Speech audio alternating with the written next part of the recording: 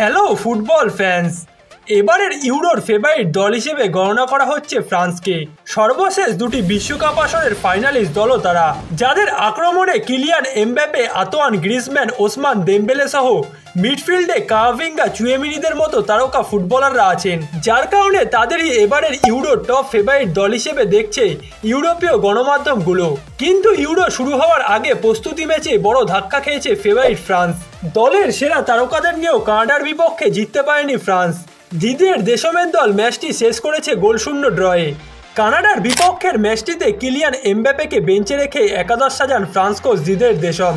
এ সময় Oliver জিরুকে number 9 পজিশনে রেখে দুই পাশের উইংয়ে খেলান ওসমান দেমবেলে ও মার্কোস থুরামকে, আর প্লেমেকারের ভূমিকায় তিনি রাখেন আতোয়ান গ্রিজম্যানকে।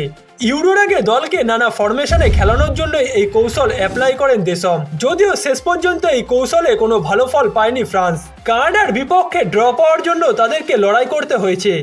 আক্রমণ ও সুযোগ তৈরিতে কানাডার চেয়ে এগিয়ে থাকলেও বল দখলে কানাডা রীতিমতো ফ্রান্সের সঙ্গে পাল্লা দিয়ে লড়েছে। ফ্রান্স এ ম্যাচে মোট 51% বল দখলে রেখে 13টি শট নিয়েছে, যার মধ্যে 4টিই ছিল লক্ষ্য বরাবর।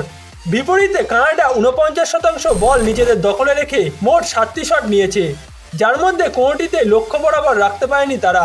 দুর্বল প্রতিপক্ষ কানাডার বিপক্ষে গোলের জন্য ধুঁকতে থাকা ফ্রান্সকে ম্যাচে ফেরানোর জন্য 74তম মিনিটে দেমবেলের বদলি হিসেবে মাঠে নামেন কিলিয়ান এমবাপ্পে।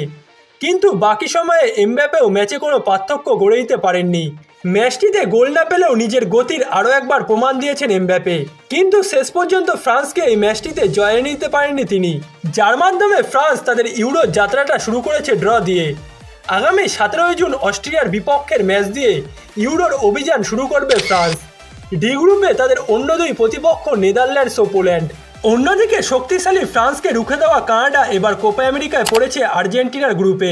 বর্তমান বিশ্ব চ্যাম্পিয়ন আর্জেন্টিনার সঙ্গে কানাডা এ গ্রুপে পড়েছে, যেখানে 21 জুন আর্জেন্টিনার বিপক্ষের ম্যাচ দিয়ে কোপা আমেরিকার যাত্রা শুরু করবে কানাডা। এবং কোপা আমেরিকায় মাঠে নামার আগে কানাডা ফ্রান্সকে রুখে দিয়ে এটা প্রমাণ করে দিয়েছে যে আর্জেন্টিনার জন্য এই ম্যাচটা খুব একটা সহজ হবে না। জিততে হলে গ্রুপ পর্বের ম্যাচটিতে কানাডার সঙ্গে লড়াই করে জিততে হবে আর্জেন্টিনাকে, এবং যার জন্য সম্পূর্ণভাবে প্রস্তুত আছে আর্জেন্টিনা দল। আজকে ভোরে কোপা আমেরিকার আগে প্রস্তুতি ম্যাচে ইকুয়েডরকে পরাজিত করেছে আর্জেন্টিনা, এবং তারা বুঝিয়ে দিয়েছে কোপা আমেরিকা শিরোপাটা ধরে রাখার জন্য শেষ পর্যন্ত লড়বে লিওনেল স্কলনির দল। আসছে 15 জুন গুয়েতেমালার বিপক্ষে নিজেদের শেষ প্রীতি ম্যাচ খেলে 21 জুন কানাডার বিপক্ষে মাঠে নামবে আর্জেন্টিনা। এরপর 26 জুন চিলির বিপক্ষে এবং 30 জুন পেরুর বিপক্ষে গ্রুপ পর্বের বাকি দুটি ম্যাচ খেলবে বর্তমান চ্যাম্পিয়নরা।